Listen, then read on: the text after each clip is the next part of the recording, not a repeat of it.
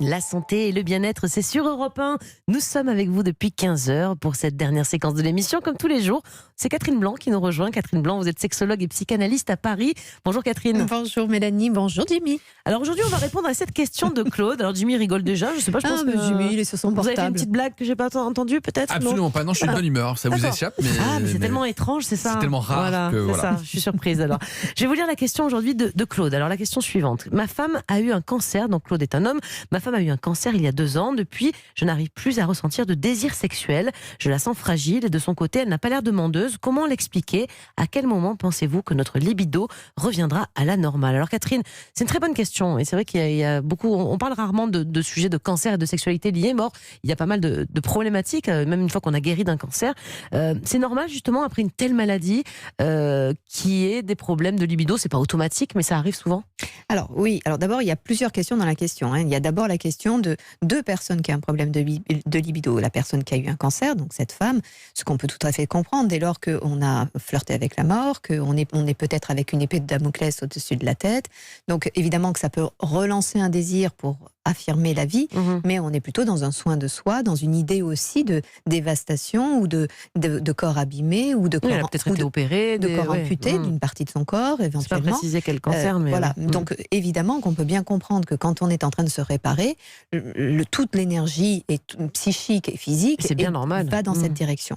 Pour ce qui est de son partenaire, de son mari, désirer quelqu'un, c'est désirer pour soi bien sûr, mais c'est aussi désirer construire avec l'autre, faire des choses avec l'autre, et puis il faut sentir l'autre évidemment solide et partant pour l'aventure. Dès lors qu'elle est dans la tristesse ou à la sécurité de son corps, évidemment qu'à ce moment-là, pénétrer une femme peut être perçue comme étant une agression qu'on lui fait subir.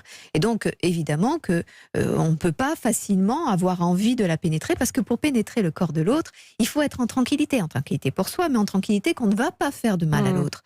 Or, si l'autre est fragilisé, on est plutôt dans un soin maternant, donc extérieur, englobant l'autre, plutôt que dans un soin de conquête et de pénétration, inévitablement. Jimmy? Il y a deux aspects un peu déroutants, c'est qu'il dit elle n'a pas l'air demandeuse, mais on a l'impression qu'il n'a pas posé la question, on ne lui a pas demandé au fait qu'en est-il de ta libido. Peut-être qu'elle pourrait lui dire non, écoute, moi ça va, mais c'est vrai que ça a été difficile. Et puis peut-être qu'on peut recréer les circonstances favorables pour recréer de la libido. C'est vrai qu'on résume l'acte sexuel au fait d'être dans un lit et d'avoir un rapport sexuel, alors que finalement ça commence peut-être par le restaurant, une main sur l'épaule, une caresse, pour donner ensuite envie et de recréer cette magie. Peut-être que finalement le problème est peut-être beaucoup plus simple que ce qu'on pense.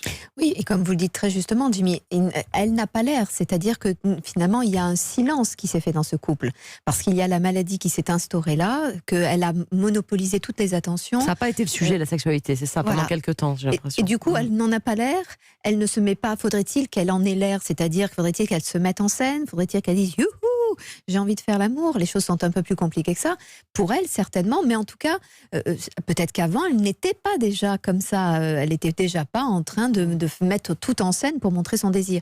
Mais lui est peut-être en difficulté. Et c'est parce qu'il est en parce qu'il a peut-être peur, il la sent fragile aussi, il n'a pas envie de lui faire mal. Parce qu'il a peur de lui dire peut-être « j'aurais envie de toi » et qu'elle ne soit pas capable, et que du coup ça la mette en échec, un nouvel échec, ou qu'il se sente rejeté. Donc du coup lui-même évite le sujet parce qu'il n'est pas très à l'aise avec ce corps abîmé, selon aussi où il a été abîmé. C'est évidemment qu'il y a cancer et cancer, tout c'est toujours une idée de peur de la maladie, de la mort, etc. Maintenant il y a des cancers qui sont plus féminins, s'il s'agit de sein, s'il s'agit d'ovaires, s'il s'agit d'utérus. Vous pensez bien que c'est pas la même chose d'envisager d'aller toucher le corps sexué sur des zones sexuées si elles ont été elles-mêmes touchées par la maladie.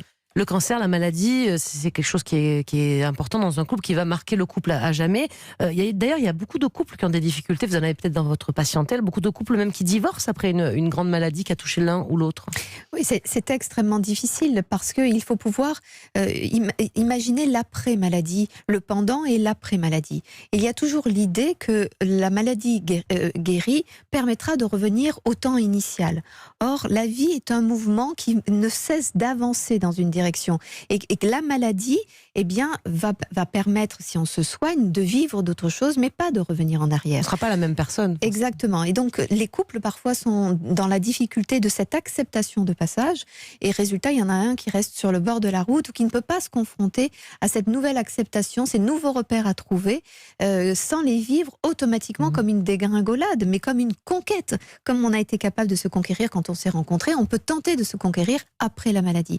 Mais évidemment, comme il y a deux personnes qui n'agissent pas ou ne cheminent pas à la même vitesse, parfois il est difficile de se rencontrer. Et dans le terme maladie, il y a mal à dire, il y a du mal à dire.